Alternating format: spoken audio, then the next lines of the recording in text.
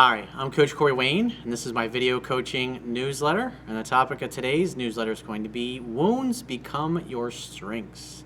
Well, I've got an email here from a guy who is a psychologist, and he works with a lot of men and their addictions. And he wrote me a nice email about how my work has helped him and inspired him and given him some additional tools in his coaching practice, which he is also starting to get into as well. So what I liked about his email is he kind of shares how he grew up in a difficult childhood, difficult background, and because I've coached a lot of psychologists and therapists and marriage counselors over the years, and 99.99% of them all tell me the same thing. Well, the reason why I got into it is because I came from such a fucked up background. And what's beautiful about that is, like, when shitty things, we all have shitty things that have happened to us in our lives, but it's not that those events define us. It's the meanings that we give to those events of our lives that determine how we are going to respond. We can either let the negative events define us, or we can look at them and say, well, what's good about this? What can I learn from this? How can this help me improve? How can this make me a better, more stronger, more resilient human being? What can I learn from this failure so the next time around I'm more efficient and I get closer, quicker to where I ultimately want to be? With that said, I got a quote that I wrote in this topic, and I'm going to go through his email. And the quote says, Our difficulties, challenges, wounds, and shortcomings are gifts from the Creator for us to transcend and overcome. It is in the process of overcoming our past and our burdens that we can learn how to do it so we can help others who may not be as far along in their own journey of self-actualization. There's a quote, I can't remember who it was by. I heard it from Wayne Dyer many years ago, and it goes like this: self-actualizing people must be what they can be. I fucking love that. The events of our lives do not define us. We are defined by the meanings we give to the events and circumstances of our lives. Ask quality questions, and you will force your brain to come up with quality answers. Look for the good, utility, and benefit in every experience. The quality of your life is proportional to the quality of the questions that you ask yourself on a continual basis. So true. Is the glass half full or is it half empty? Definitely something to think about. So let's go through his email. Coach Corey, I wanted to thank you for your work. I've read your book several times along with others, including The Way of the Superior Man. Definitely highly recommend that. It's essential reading. No More Mr. Nice Guy. I have not read that one, but I've heard a lot of good things about it, and it's got good reviews. The System, Doc Love's System. Definitely recommend that. The Way of Men. Not sure of that one. I haven't heard it. Tony Robbins Galore, and several others about self-improvement in a man's journey. By trade, I am a psychologist specializing in men's psychology and addictions, but I work with many people with varying presenting difficulties. I am 35 and I've been with my wife for 13 years. I have a 2-year-old son and a brand new daughter. Congratulations, dude. I love what I do, and I'm always looking for ways to add to my practice and challenge to life. My parents divorced when I was 3, after which my father moved on and started a new family. My father was around but never gave the mentorship or guidance that I needed, and because of this, I have searched for answers and direction in many places. Helping people by giving back the things I lacked is a major contributor to the reward that I get from my career.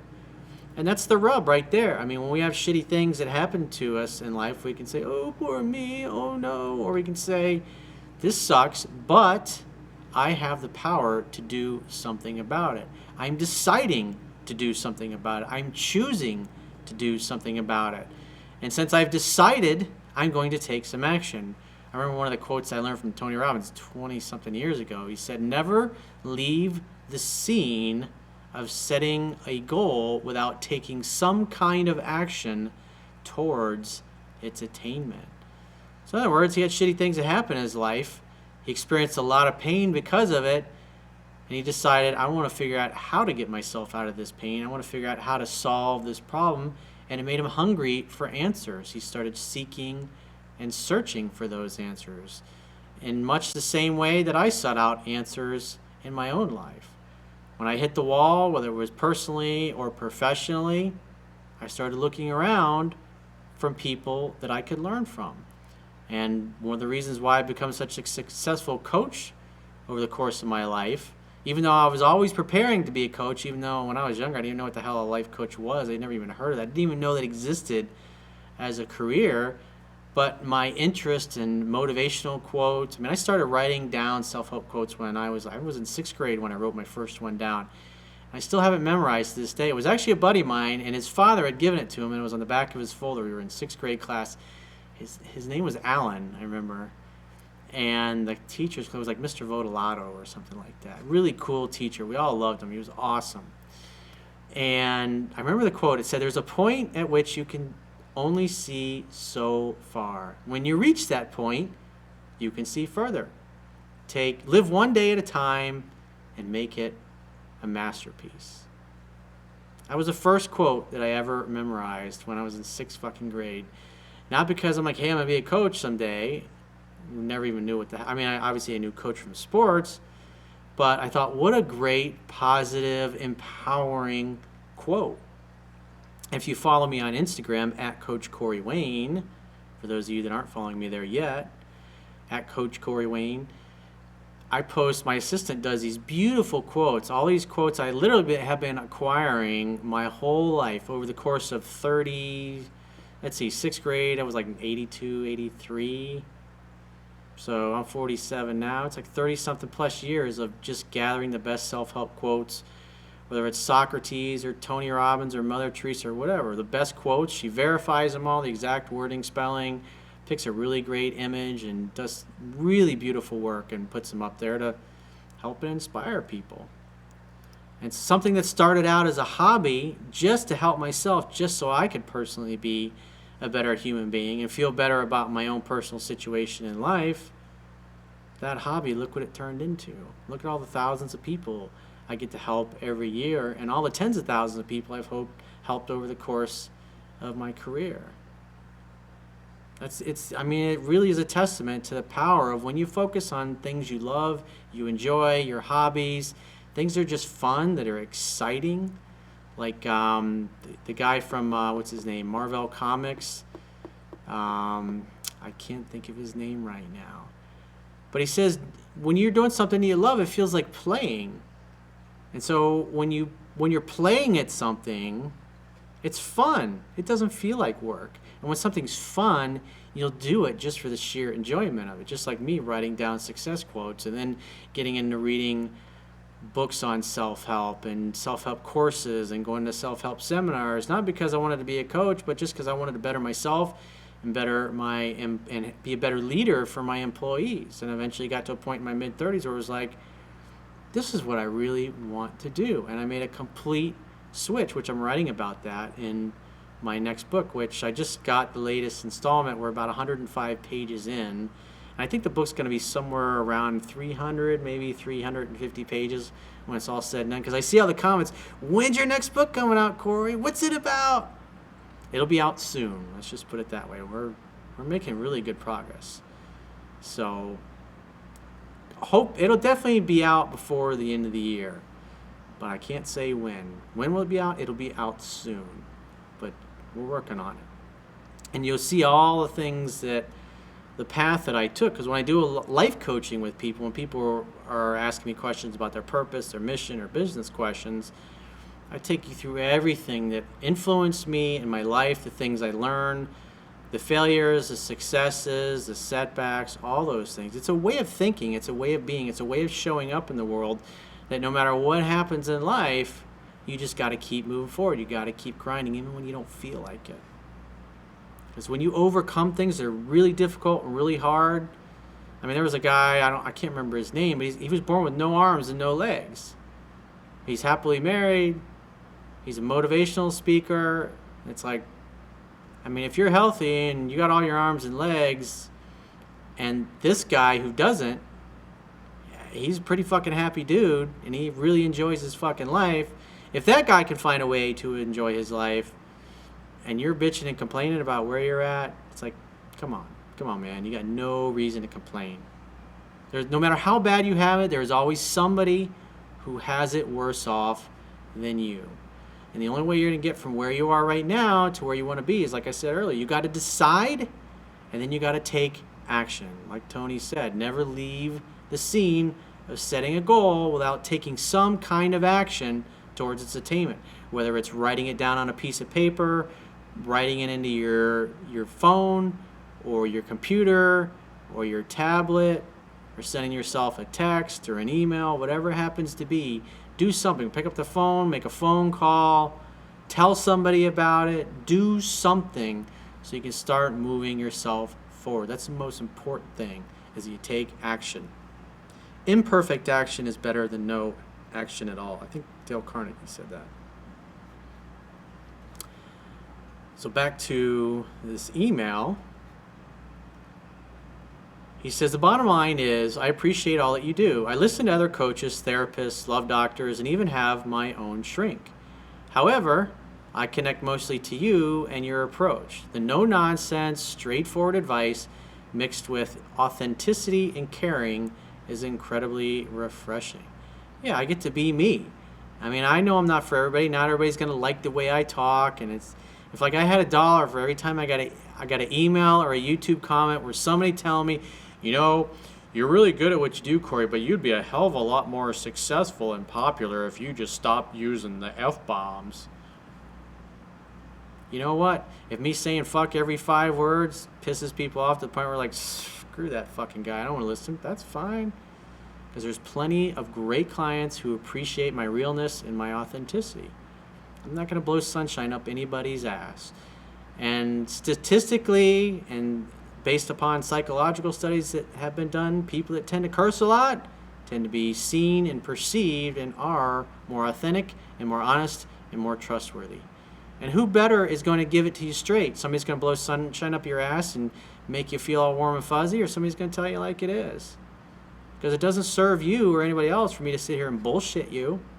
I mean, a lot of the people I talk to, they're already bullshitting themselves, because when we're emotionally attached to something, it blinds us to reality. Because remember, we make decisions based upon emotion, and we use logic and reason to justify our decision or our purchase in the case of sales. And especially when it comes to dating and relationships, when we're emotionally invested in somebody, or maybe it's a business we're emotionally attached to, and maybe we're in business with toxic people, that it's just, we love the business and we're attached to it because we've been doing it for so long, but our hearts aren't in it.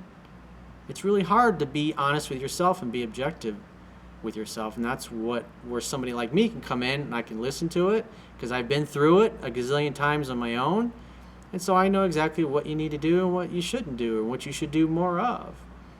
It's all about focusing on your outcome, what you want, why you want that particular outcome, because obviously without a compelling reason why you want something, you won't take the action that's necessary to do it. That's why it's so important that you love what you're doing, that you're passionate about it, that you're engaged, that you're excited. That's what is going to be the fuel that drives you to take action, even when it feels like, oh, I'm never going to get there. And there'll be lots of days in your life where you're going to feel like you're making no progress, or like it's never going to happen. Success is making progress, even if it's little tiny progress. Just the satisfaction of working a hard day for somebody else and then coming home and working on your side hustle for an hour or a half hour.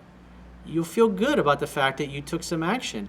Even though it didn't earn you $1 million, if you spent a half hour, hour, 2 hours, 3 hours, whatever it was, instead of watching TV, instead you were spending your time, instead of wasting your time watching TV, you're spending time being productive, absorbing knowledge and skills. You move yourself closer to where you want to be by doing that. Be productive, not just busy. Most people are busy, but they're not very productive, and that's why they never really come even close to reaching their full potential. So he says, keep up the good work. I'm in the process of putting my own material together as a coaching adjunct to my practice. You are a major inspiration for my new venture. Thank you, and keep doing what you do. Well, I'm not a writer. I'm an engineer. I'm a builder. That's why I'm able to look at problems and analyze complex problems and break them down into little parts and systematize things. That is my gift and why I do what I do. and therefore I'm not a writer. I hate writing. It's a pain in the ass. That's why I have a ghostwriter that helps me with my books, and that's why my assistant writes all the articles, and I get to do what I do best, which is talk and speak. And so like what I'm doing right now with my ghostwriter is I have an outline that we're working from for my book, which is I'm constantly updating it as I think of things, and I record sections of my book in chronological order based on the outline, and I upload those to a shared file that we have in Dropbox, because my ghostwriter is in South Africa. And then he's able to grab the file, listen to it, transcribe it, and he loves to write. And he's a great fucking writer. This guy's really good. I'm really happy with the work that he's doing. And I highly recommend, instead of trying to write all this shit yourself, that you hire a ghostwriter, because it'll definitely be worth your time. And if you're going to write a, say, 300 to 350 page book, you're going to be getting prices anywhere from $5,000-$6,000 up to $20,000 for something like that. And the best place to find a ghostwriter, I found both my ghostwriters for both my books on guru.com. That's GURU.com. You can put your outline up there, or just put a brief synopsis of what you're looking for, and ask people to put bids in. You'll get bids from all over the world, and the prices will be all over the place. Pick somebody who you feel kind of understands what you've been through. Like the guy that, my first book, I used a woman, because I'm such a rough around the edges dude. I wanted a female perspective to kind of balance it out, and that's why I had a woman as a ghostwriter for my first book. But the guy that I chose to do my second book, because it's a book on self-reliance, he kind of went through the same type of journey that I went in my own life for him becoming a full-time writer, because he always loved to write. It was something he always wanted to do. And so it's amazing how he had a lot of similar experiences, and it really comes out in the writing. He's really able to beautifully take my words that I say and type them out and flow, and I'm really happy with the work, and hopefully you guys will like it too. But again, if you're thinking about writing a book, get yourself a ghostwriter. Guru.com. It's definitely the way to do it. And what's nice about it is you can pay that person as they do work. You put the money in the escrow account, and then when they hit the milestone, you press a button to release it to them. And then that way you get the work and you get the files. It's a great way. It's a great system. Great website. I highly recommend them. So with that said, I'm going to close out this video coaching newsletter. And if you'd like to get my help personally, the quickest way is to go to my website, click the products tab on any page on my website, and book whichever coaching option works for you. And I will talk to you soon.